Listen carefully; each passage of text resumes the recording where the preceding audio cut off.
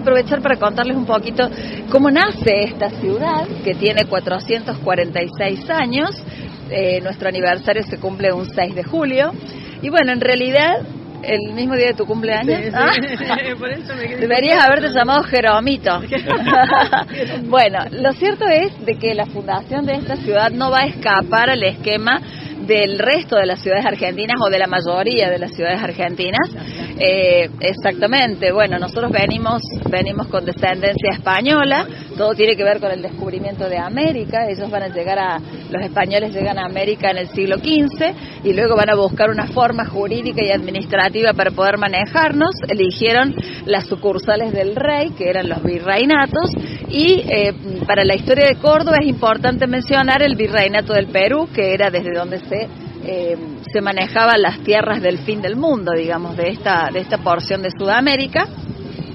Y en ese momento, en el año 1570, el virrey era Francisco de Toledo y manejaban una ruta comercial regular que se hacía ya bastante seguido, que era desde España hasta Centroamérica, de Centroamérica por el Océano Pacífico hasta el Perú. En el Perú el puerto más importante era el del puerto El Callao, y desde ahí había una ruta terrestre sin consolidar prácticamente, y la idea de este virrey era cambiar de ruta comercial, venir desde España hasta la boca del Río de la Plata, y desde el Río de la Plata unir con el puerto El Callao.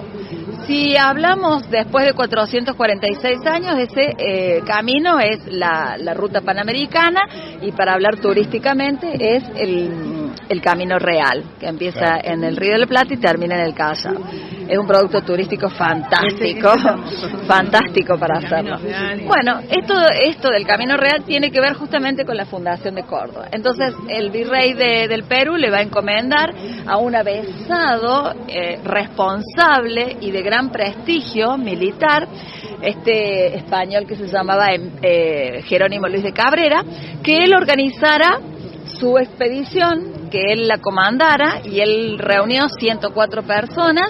Estos son números que son importantes recordarlos porque eran 104 personas de buen origen, de buen pasar económico, de mucho renombre académico, eran todos profesionales, militares y comerciantes. ¿Por qué digo que es importante destacar esta característica? Porque Córdoba se la llamó la docta, y fue la docta desde siempre, la ciudad de los doctores, la ciudad cultural. Y tiene que ver justamente con este dato. Todos los que acompañaron a Jerónimo Luis de Cabrera eran instruidos. Y no es un dato menor, el acta de fundación que se conserva original en el archivo histórico de la Nación, así lo puede testimoniar. La idea de la universidad o el proyecto educativo que van a consolidar los jesuitas un par de siglos más tarde va a terminar con el mote de la docta, por supuesto, y va a ser la frutilla del postre, digamos, va a ser el corolario para que esta ciudad tenga como característica su vida cultural. Lo cierto es de que organiza la expedición este hombre. La idea principal no era fundar una ciudad, sino tratar de fortificar la ciudad que ya existía, que hoy le llamamos la madre de las ciudades, que es Santiago del Estero, fortificarla edificando una aduana seca para poder controlar a mitad de camino las mercaderías que iban y las mercaderías que volvían. Jerónimo Luis de Cabrera desobedece esa orden y decide continuar su viaje. Él alude que la desobediencia tiene su razón de ser en que el clima no era propicio, en que los nativos no tenían buen genio, entonces decide continuar hacia el sur. Y cuando llega a estas tierras, a este valle, se va a encontrar con un verdadero valle, un pozo, un plato hondo. Y acá estamos verdaderamente en un plato hondo, venimos del norte, del sur, del este y del oeste, y siempre vamos a venir descendiendo, estamos a 360 metros sobre el nivel del mar. Fíjense la precisión de este andaluz, de Jerónimo Luis de Cabrera, porque estamos en el corazón de la Argentina, en el medio preciso. Estamos a 700 kilómetros del océano Atlántico, por lo tanto la humedad del océano viene atemperada por la pampa, y estamos a 600 kilómetros de la cordillera de los Andes, por lo tanto el frío de Humboldt va a venir detenido por la cordillera de los Andes. Entonces eso va a generar en este preciso espacio características climáticas bien diferenciadas y decimos que tenemos un clima continental templado. Y esta particularidad de clima ha determinado que a lo largo de todos estos siglos las sucesivas gestiones políticas y gubernamentales trabajen en los diferentes productos turísticos. Y hoy, luego de 446 años, podemos decir que es una ciudad turística que trabaja distintos productos y en el caso de la ciudad de Córdoba, el producto más importante es el producto de Córdoba, reuniones y eventos, y los recursos más importantes son los recursos históricos culturales. Así también tenemos regiones o áreas turísticas, tenemos 11 áreas turísticas, 7 regiones turísticas, cada una con sus particularidades, y las que no han sido bendecidas por la naturaleza han sabido elaborar, han sabido calendarizar distintas festividades, distintos festivales para romper con la estacionalidad que nos marca una tensión más alta en el verano, porque la mayoría de nuestros productos son sol y río. Córdoba es cultural y religioso.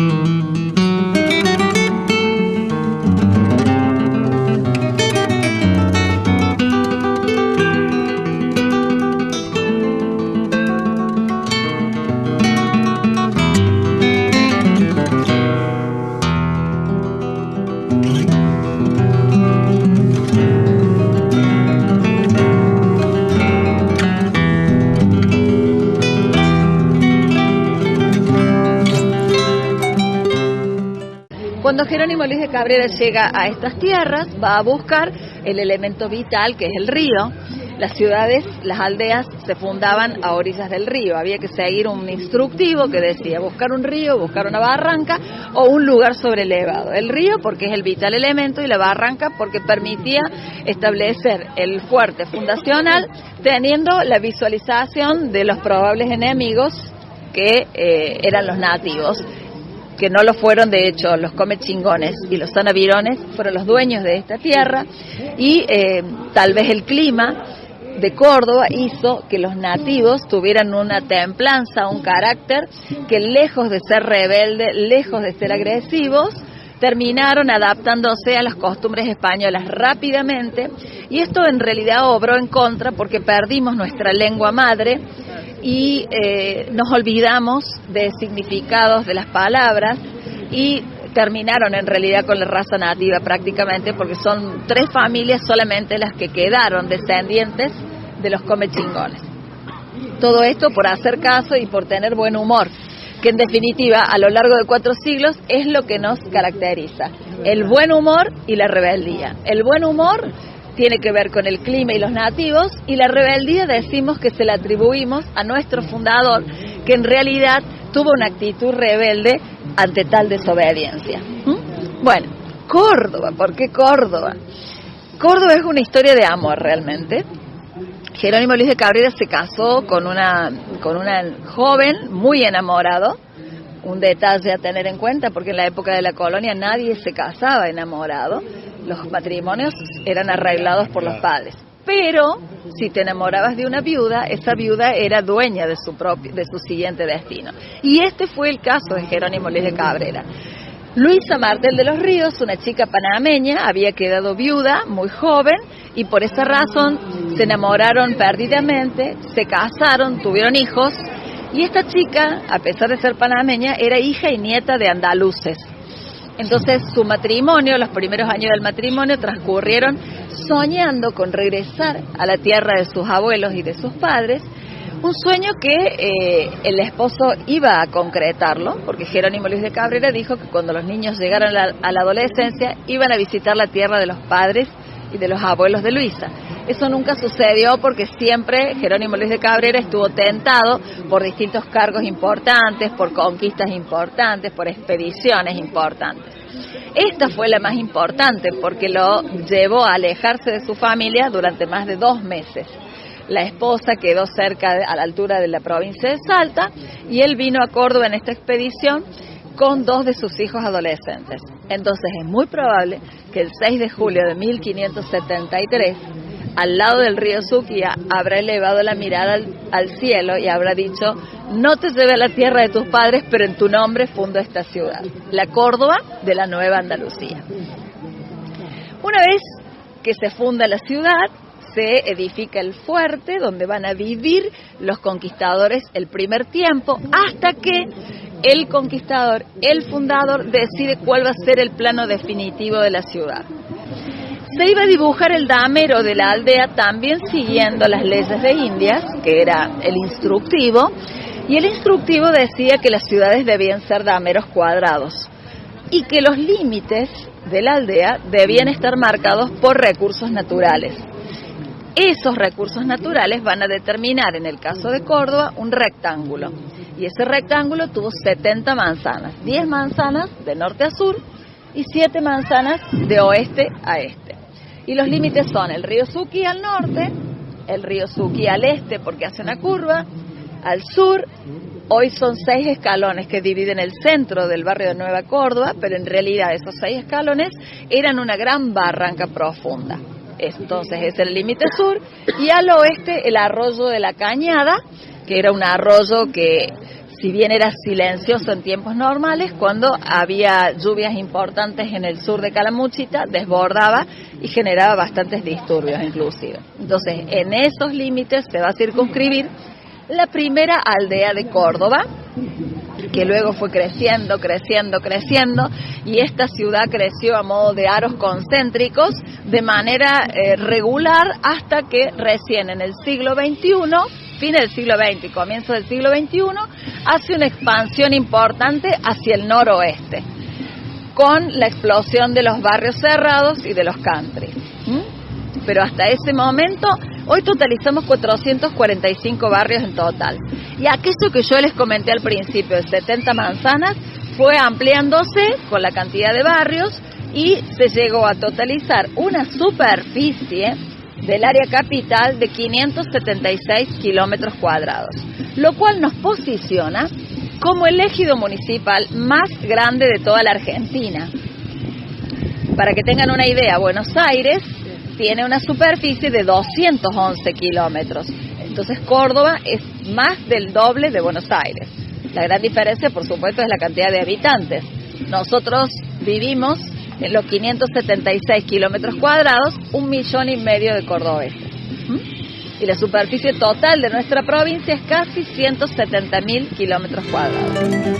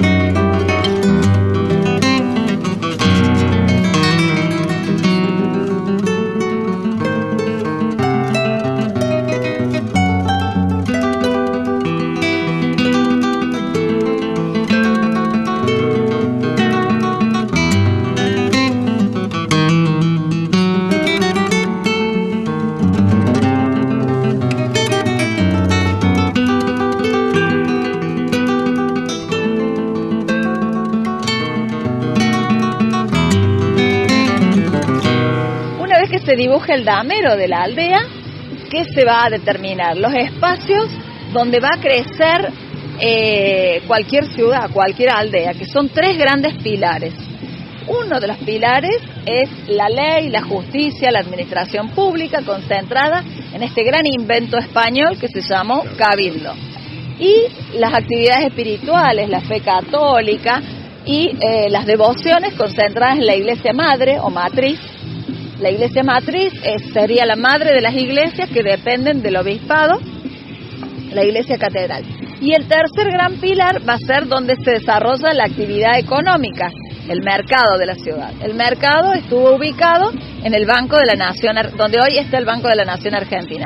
Sobre esos 3 pilares, las aldeas coloniales crecieron. Y en el medio, un espacio seco, que es la plaza seca o la plaza principal, que es el lugar de reuniones de las distintas, de los distintos grupos sociales de Córdoba, sociales de la época colonial. Cuando se reunía la gente humilde, no se reunía la gente rica. Los ricos tenían una determinada actividad, los pobres hacían riñas de gallos, corridas de toros, y todo eso transcurría en esa plaza, peregrinaciones religiosas, desfiles militares, y hasta la ejecución de los condenados en la cárcel, porque en el Cabildo también funcionó la cárcel pública. Se compraban y se vendían negros. Córdoba fue uno de los más importantes mercados negreros del Río de la Plata, junto con Buenos Aires y Rosario.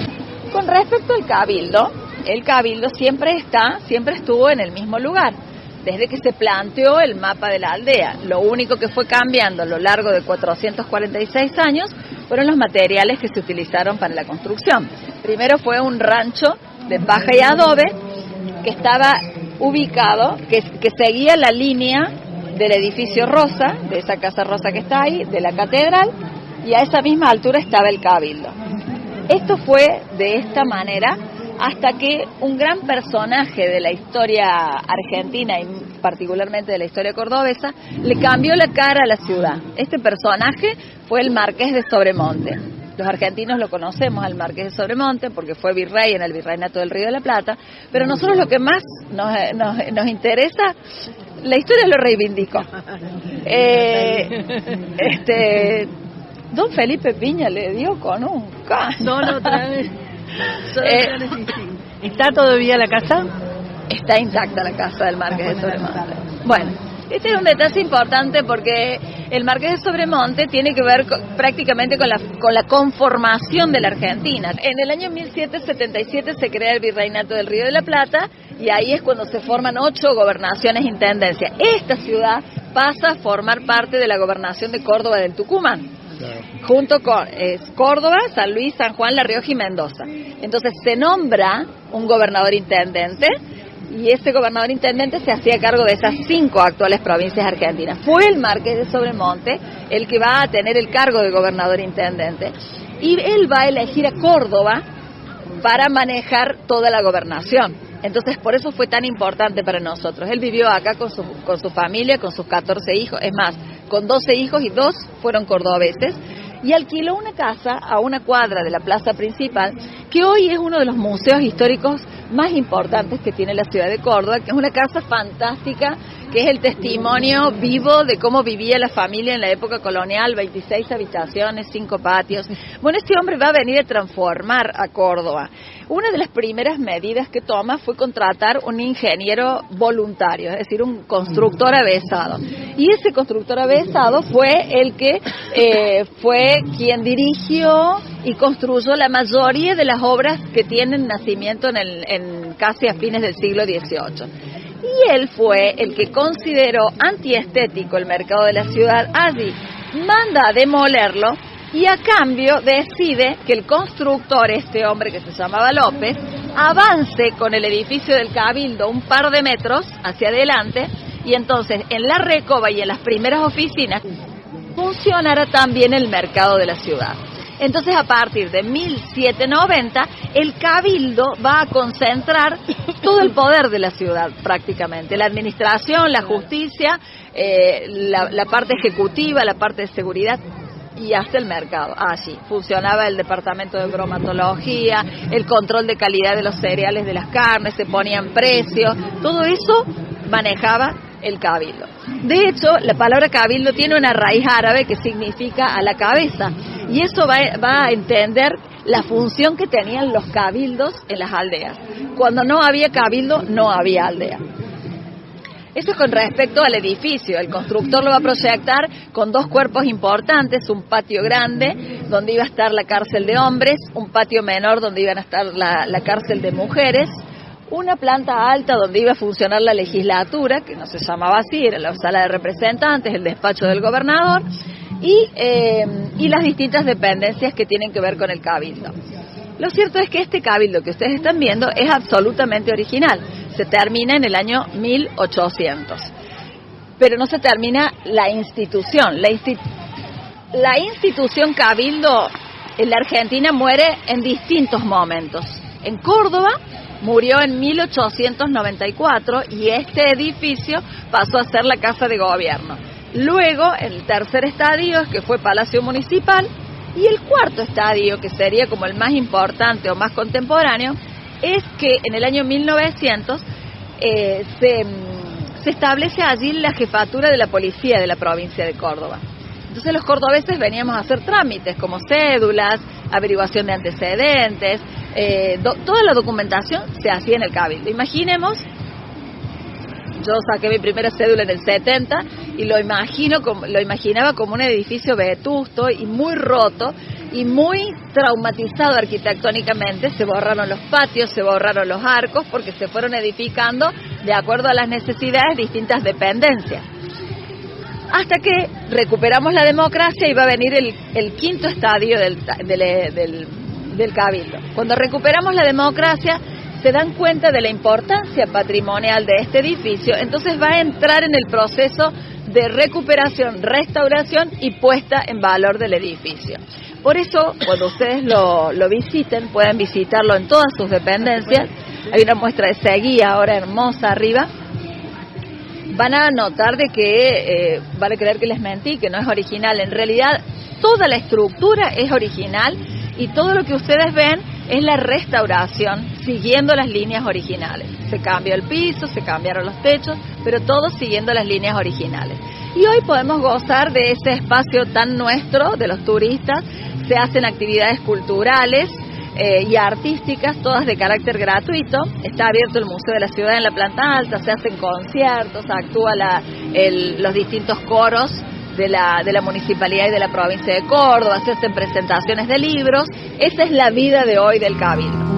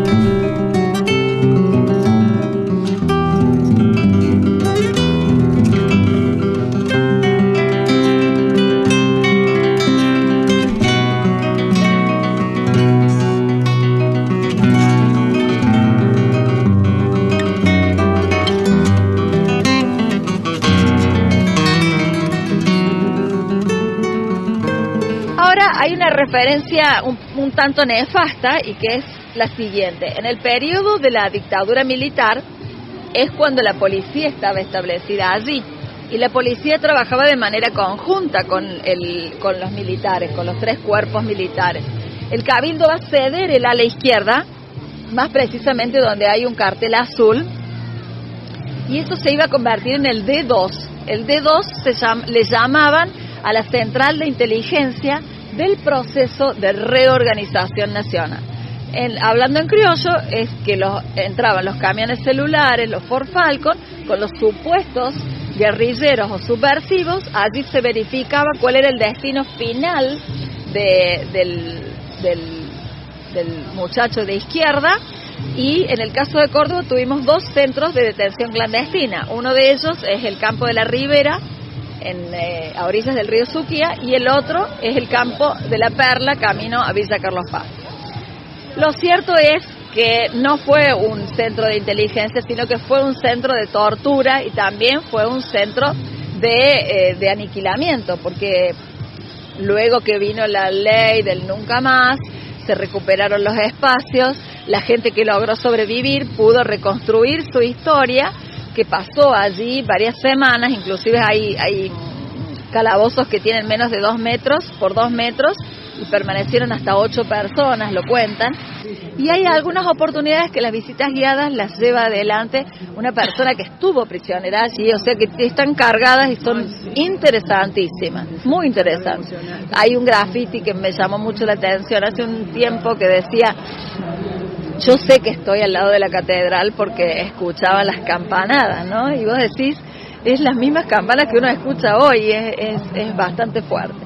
Bueno, Museo de la Memoria se llama. Y el campo de detención clandestina del campo de la Ribera y el de la Perla también son espacios de memoria. Entonces eso sería con respecto a la historia del Cabildo. La celda subterránea fue redescubierta en el año 1989. En este proceso de recuperación contrataron un grupo de arqueología y bueno, haciendo coincidir los documentos, llegaron a la conclusión de que las celdas pertenecen al siglo XVII. La excavación se tuvo que hacer haciendo toda una estructura nueva para que no se derrumbe todo. Por eso ustedes van a ver que las paredes son nuevas.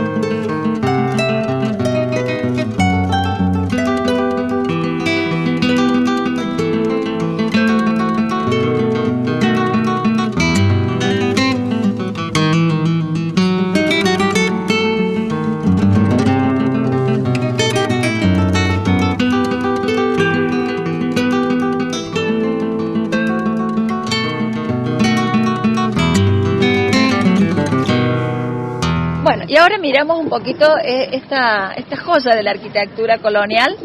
Es neoclásico. Es una mezcla, es una gran mezcla. Y eso tiene que ver, tardaron 200 años en terminarla la iglesia catedral. Eso tiene que ver con la falta de organización tributaria, la falta de mano de obra especializada, la falta de buenos materiales. Entonces se fue haciendo muy de a poquito y se hacían contratos cortos, se espaciaba, se retomaba. Primero se va y todo esto en el medio, una historia de 200 años es bastante larga de contar, pero en síntesis, lo que va a determinar de que se tome en serio la obra fueron 2 colapsos importantes. porque hacían los muros gruesos para la nave principal y cuando iban a colocar la bóveda del techo curva se desplomaba porque se caían hacia los costados. Es por eso que el tercer intento tiene esos contrafuertes. La cúpula es románica.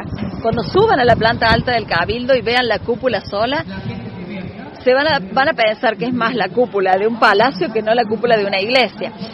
Luego de la cúpula comienza la construcción de la nave principal, que como les decía recién, va a tener que apoyarse con esos contrafuertes. La idea de esta iglesia, el primer plano, tenía una sola entrada, una sola nave. Era la cúpula, nave principal e ingreso. Cuando tienen que hacerle los contrafuertes, esos contrafuertes se apoyan sobre techumbres más bajas y van a generar entradas laterales. Entonces eso fue un cambio de diseño, por eso tiene esta forma.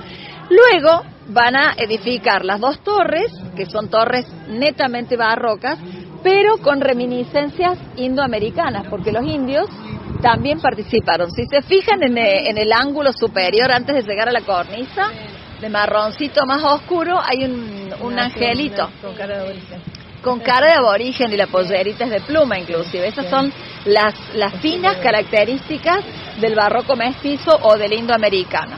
Entonces dijimos románico, barroco, mestizo, y para cerrar entre las dos torres tenemos este triángulo que es el único elemento neoclásico. Entonces, si ahora lo vemos en conjunto, nos damos cuenta que es una gran mezcla de muchísimos estilos. No dejen de visitarla, la iglesia que ya está abierta, y de prestar mucha atención a la